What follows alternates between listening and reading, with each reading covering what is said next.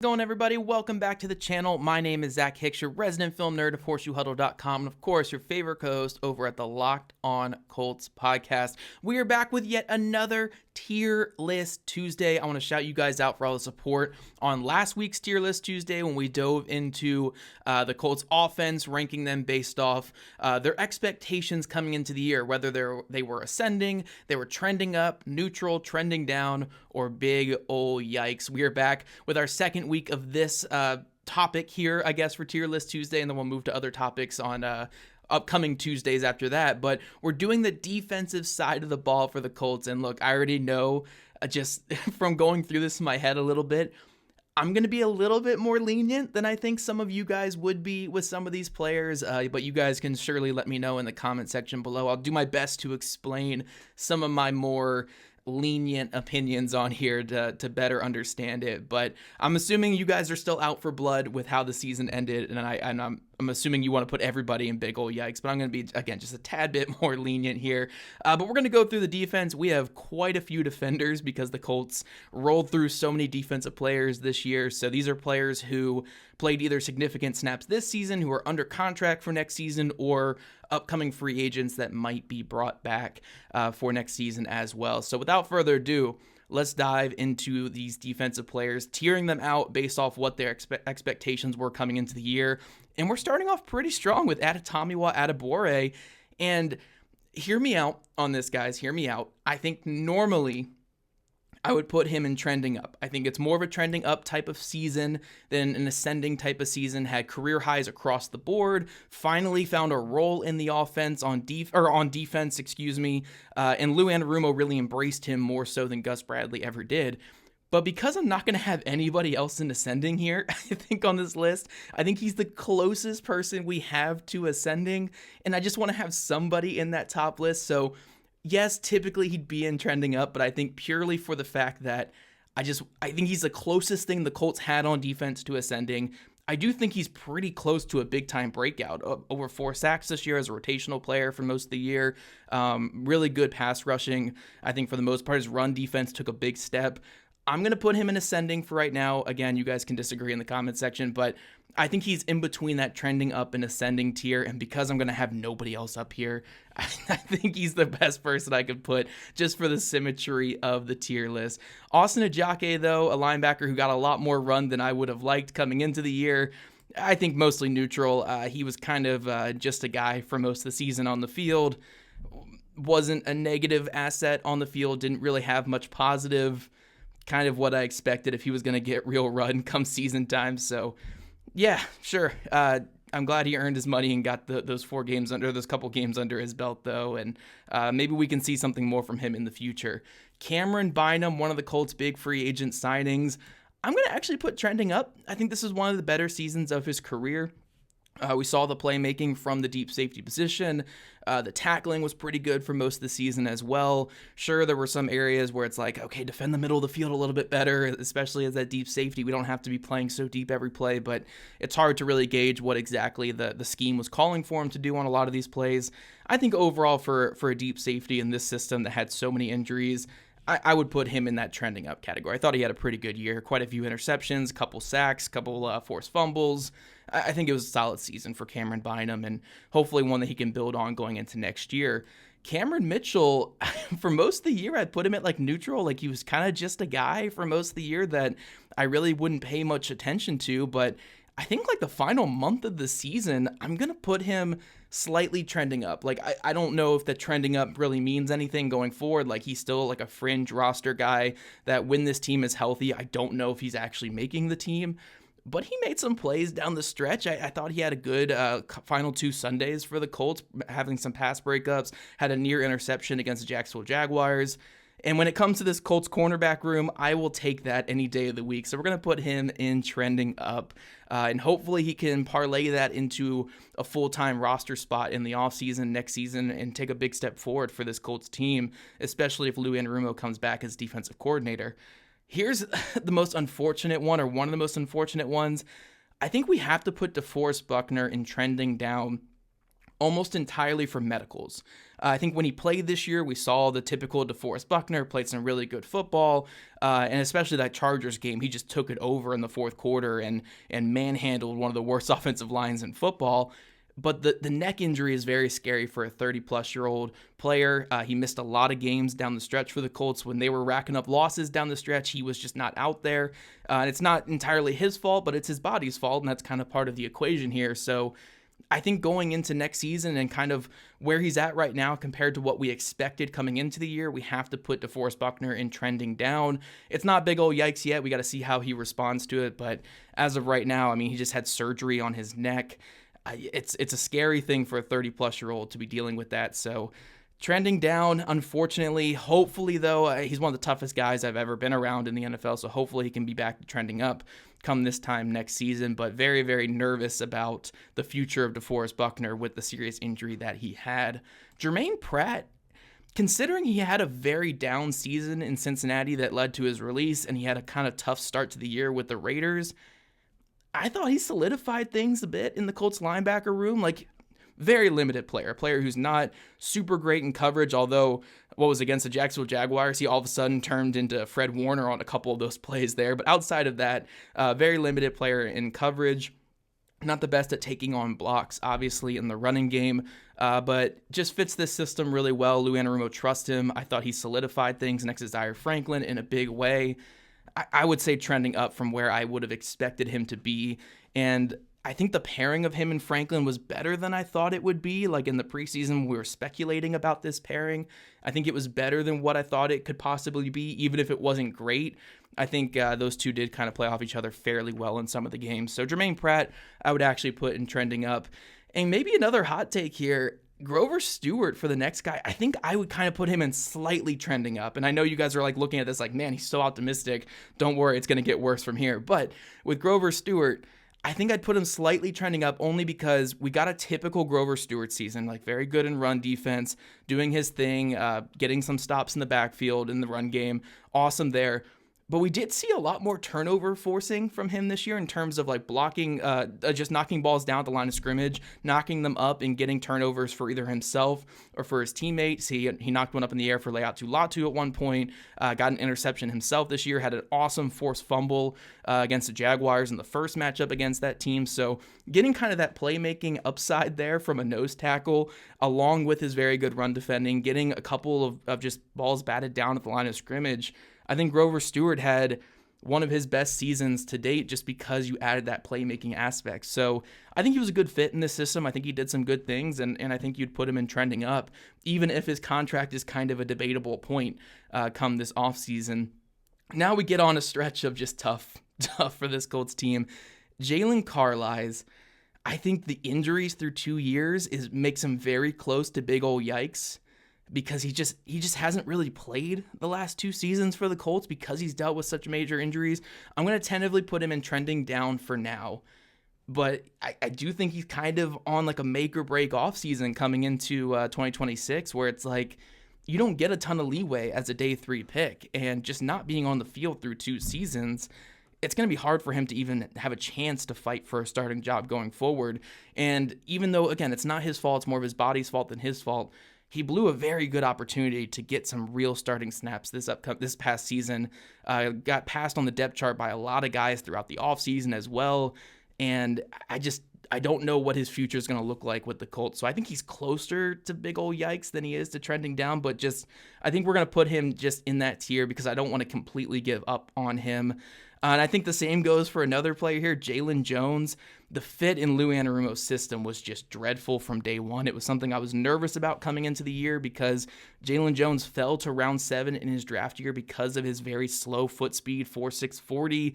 That's typically where you don't take corners because it doesn't translate well to the NFL. There's very few guys that have run that slow to really play well in the NFL.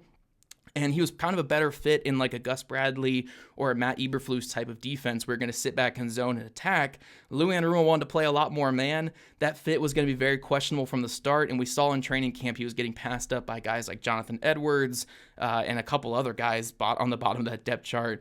And I don't really see much of a future for him with the Colts as long as Lou Anarumo is here. So he had a couple decent moments covering tight ends, but whenever he got a chance to start, he gave up touchdowns, he gave up big plays, and he also dealt with a big injury throughout this year. I just don't, Jalen Jones, I think he's closer to big ol' yikes than trending down as well, but we'll put him in trending down because I think there is still something for him in the NFL, but it was a disappointing year for him and kind of one that you could telegraph with the fit in this system.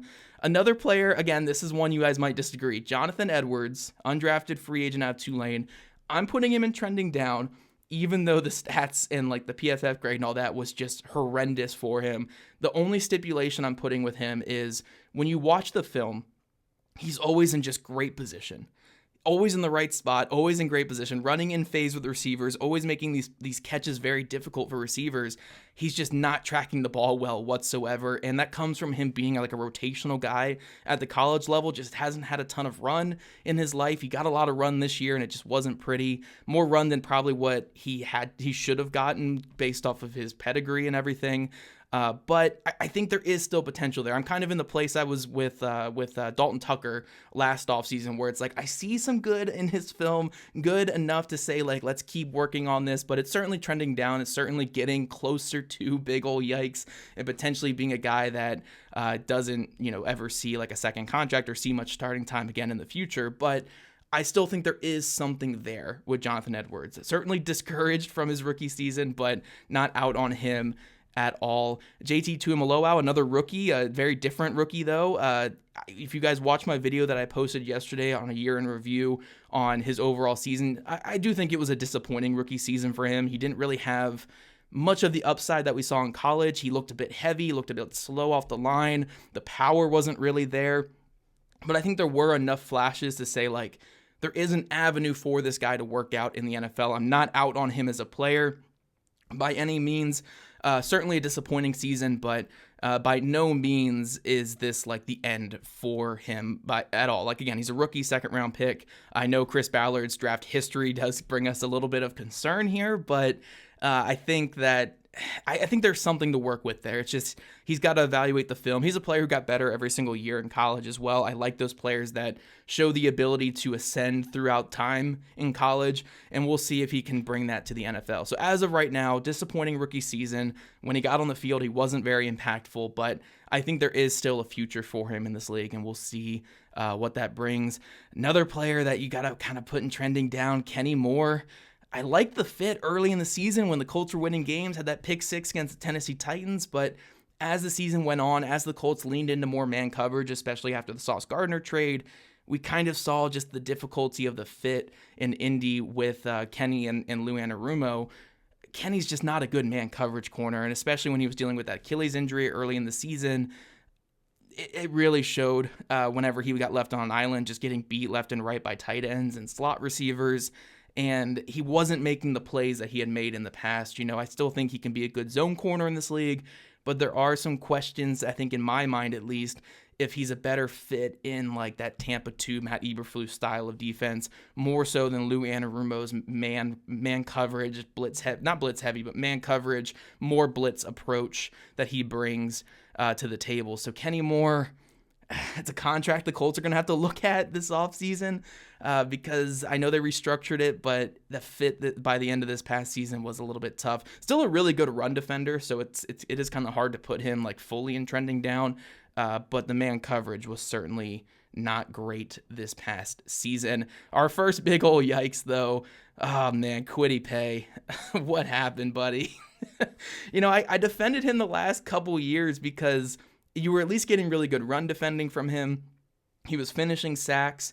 He was like a really good cleanup guy behind your like impact pass rushers. And if other guys could be your impact players, he could finish and really get things going. But the limitations that were always there in terms of winning one-on-one as a pass rusher were just multiplied this year. Like, he was giving the Colts nothing off the edge. His pass rush win rate was like in the bottom half among starting defensive ends, and he got a lot of snaps this past year. He got paid fairly well by the Colts as well. It's just, he was part of the big reason why the Colts struggled to get pressure, and it just wasn't a good year. So I don't expect him back in any capacity for the Colts. We'll see if they end up doing that, but I'd be shocked if he came back. It wasn't a good year. It didn't feel like a good fit, and I think the Colts need a more impactful pass rusher alongside Leatu Latu, alongside Adetomiwa Adebawore, alongside DeForest Buckner, and Kwity Paye is certainly not that. So really disappointing year from Kwity Paye, and that's why he's our first big hole yikes on this tier list. Leatu Latu, this might be, again, Zach being a little bit too lenient, but I think he's trending up. I really do think he's trending up.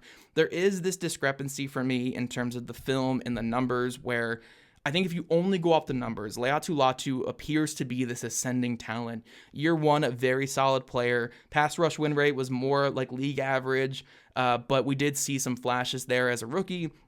In year two, all the advanced numbers love him. He was like top 10 in pass rush win rate. He was had more sacks, had more forced fumbles this year, like did a lot on the stat sheet that really tells you that, hey, year three, he's going to ascend into that like 14, 15 sack guy that the Colts need. But the film is a little concerning for me. I think a lot of his wins come against tight ends and running backs.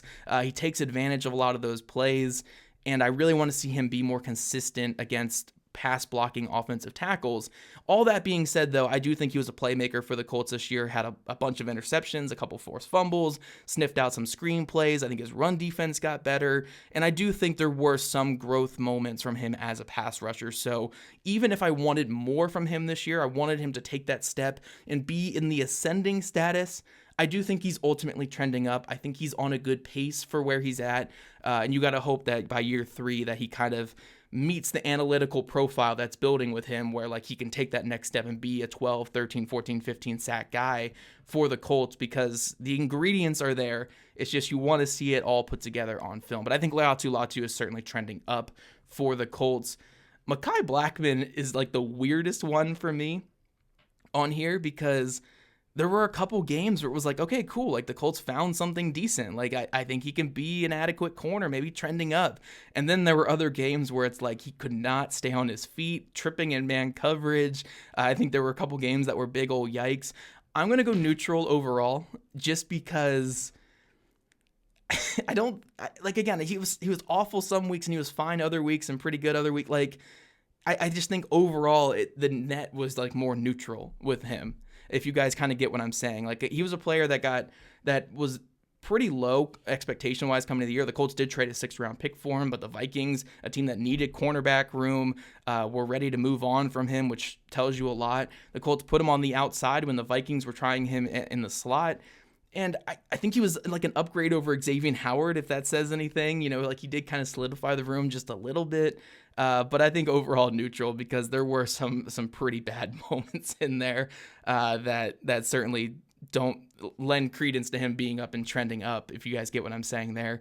Mooney Ward, I think we just have to go big old yikes. And again, this is more due to injuries. It's more due to the questionable nature of his future with the Colts and with the NFL. 3 concussions in one season. He said the other day that he hit his head lightly and he got really dizzy and sick out of it. It's such a scary situation for Mooney Ward that, like, I don't want to, like, dance around here and be like, oh, Mooney Ward was awful, that's why he's in big old yikes. It's almost purely due to injuries, because when he was out there, he was a pretty good player for the Colts. But I think the overall experience, the overall expectation was, hey, we're going to get this top 10 corner, this guy who solidifies our defense and makes life easier. Instead, we are dealing with, like, this guy probably doesn't play NFL football ever again. And he's had some very scary injuries. So I think just overall the experience of Mooney Ward just is just more big old yikes, more so than like anything that he did on the field, if you guys kind of get my drift with that.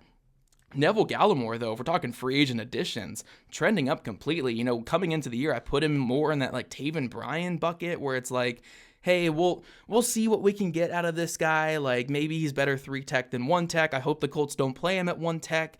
And he was just the Energizer Bunny off the bench for the Colts this year. Just high motor, high energy, not a perfect player, very limited player for sure, but he just got after it in both phases of the game. We saw a couple of nice rush moments. We saw a nice couple of run defense moments as well. Neville Gallimore, I think, made a fan out of me this past season. Really like what I saw from him, and I hope the Colts can retain him. I hope they can get him back here on a decent deal. And keep him here in Indy for the long haul, or at least for a couple of years. Like I know he's more of like a low-end free agent guy, but I think he deserves to come back for sure.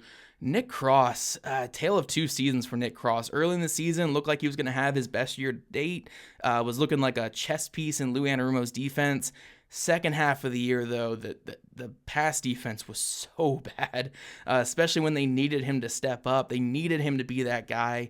I'm going to put him trending down because overall I do think it was a step back from what we saw last year and what we saw, like early in the year. I thought it was fine, but I think overall it ended up being just kind of a down year for Nick Cross. Still a really good run defender overall. Probably his worst run defending season, though, in the last 3 years, if I had to be honest. But I still think he's a pretty solid run defender, and I think he'd be good in the box and as a blitzer. But the pass coverage just didn't take a step this year, and he's still young overall, but he's not young in terms of experience at this point. Like, this is fourth year in the NFL. You want to see better pass coverage than what he gave the Colts, especially when, they're asking him to come in here and just rob the middle of the field. They're asking him to stay in man coverage. They're asking him to, cover like the hook zone. Like, it's not like you're asking him to do these crazy, crazy things. And he was just getting lost on so many coverage calls, getting manipulated by quarterbacks' eyes, not really adjusting or reading routes behind him or in front of him. Just not the best season for Nick Cross, and we'll see what the Colts do with that contract in the offseason, if they want to give him what he's probably going to get on the open market, or if they let him walk and go with like a cheaper option. And one of those cheaper options could be Rodney Thomas here, who I think you could argue trending up, because really coming into the season, I saw him as like a fringe roster player that I was perfectly fine with not keeping, but I'll put him in neutral overall. I don't think he really did anything to, push him up a tier or push him down a tier. I think he was kind of just neutral when he was on the field this year, kind of like the Austin Ajake type of ranking. But if we're being like really lenient with him, I think based off the past couple years, just him being on the field in general was more trending down for the Colts team. So maybe he should be in trending up. We'll put neutral, just again, more symmetry with the graph here, but just him not being a complete liability might put him in trending up. You guys let me know in the comments what you think there. Next one here, though, Samson Ebukam. This is more on Chris Ballard, Samson, than it is on you. It really is more on Chris Ballard, but I think because the expectation had to be, we're getting this $10 to $12 million per year rusher, because that's what the Colts kept him at. It was a pretty awful season when you kind of factor that in. I don't think he was a terrible player this year. I think he actually played better than my expectation overall. His pass rush win rate was actually much higher than I thought it would be, but again, for what you're paying him, you needed so much more production, especially with Kwity Paye underperforming, especially with injuries across the line. Like when DeForest Buckner got hurt, you need your $10 million edge rusher to be a productive player, and he was kind of just fine at best for most of the year. So I hate it, man. I hated that they did that. I hated they brought it back. Never bring back a pass rusher coming off an Achilles at 30 years old at the same contract. Like, that was just ludicrous. And I think the Colts could have cut him and brought him back at the vet minimum, because who was going to go after a pass rusher with that, And then you could have reallocated some of that pass rush money to more players, more quality players, and we wouldn't be in the situation we're in now. But I digress. I've complained about that enough. Ebukam, I don't think was a horrible player this year, but for what you needed to expect out of him with what he was getting paid, it was a big whole yikes season from him. Sauce Gardner, maybe I'm being a bit lenient here because the injuries and he wasn't really performing like a 2 first-round pick player when he played for the Colts, but I'm going to just put neutral overall. I think the overall film was pretty good when he was out there. A couple really nice pass deflections. I think the zone eyes are still just phenomenal. And even in press man, I thought he did a good job disrupting receivers and getting on him. We just didn't see enough from him. So again, you could put him because of injuries and trending down. I certainly wouldn't disagree with that. But I think you're still a young player. You still have him under contract for a couple years. I think what we saw from him was good. As long as that calf injury gets cleared up, I think we'll be okay going into next year. So we're going to put neutral with him, but I could be talked into trending down for sure. Tyquan Lewis, you guys are seeing the trend with the big old yikes, these older pass rushers, but Tyquan Lewis just gave the Colts nothing at all this year. He gave them a couple sacks early, which made me think like, okay, cool, we might get something out of Tyquan Lewis. Then the injuries started to pile up, and then the second half of the year, he was just a complete jag on the field. And the Colts, again, this is like his third or fourth contract with the Colts. You need something more out of those guys when they're getting on the field. They just weren't getting enough out of Tyquan Lewis whatsoever. I know he wasn't getting paid as much as Ebukam, but I mean, for the snaps that he was getting, he was just a non-factor whatsoever as a pass rusher. So yeah, Tyquan Lewis, I think, has to go in the big old yikes. Another player that should not be brought back this offseason. And then we're saving the best for last, the one that might get the most yelling at in the comment section. Obviously, Zaire Franklin. No, I'm not putting him up there, but I am going to put him in trending down more so than big old yikes like all of you guys want. I know when you look at the Pro Football Focus grades, I know when you look at all the advanced stuff that's out there that he was like one of the worst linebackers in football this year. I don't think he was that awful, if that makes sense, but I do certainly think he was not a plus player for the Colts.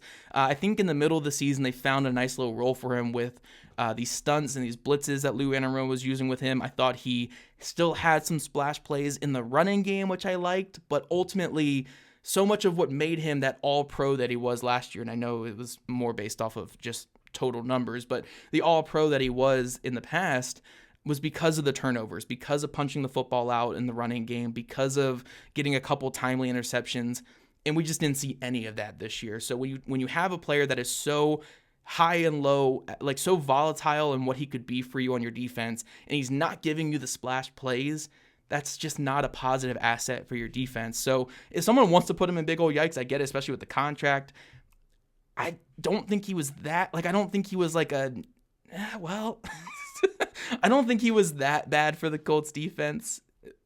I think he gave him a little bit more in terms of splash plays than Ebukam and Tyquan Lewis. I'm debating it again, actually, here, just looking at it. But I will put him trending down. But we're going to put him at the back end here because he's so close, I think, to being in the big old yikes. But that's all I have for you guys. I know it's a bit of a longer video just because we had so many players to go through. But let me know your vast array of disagreements. I'm sure because, again, I was pretty lenient on a couple players that you guys are out for blood right now, like Sauce Gardner, like Zaire Franklin. A couple guys on here. So let me know in the comment section below what you think. But yeah, I'm still going back and forth on Zaire Franklin. But yeah, again, like just let me know in the comment section. That's all we have for Tier List Tuesday today, going through the Colts defensive players. We'll be back with another Tier List Tuesday topic next week. And you guys let me know what kind of topics you want to see. I know we're not getting a new GM. We're not getting a new head coach. So those aren't going to be potential topics, going through candidates. But there's still a lot to talk about with this Colts team. We can go through contracts. We can go through offseason stuff. Let me know what kind of tier list stuff you guys want to see going forward. And I'll catch you guys next time.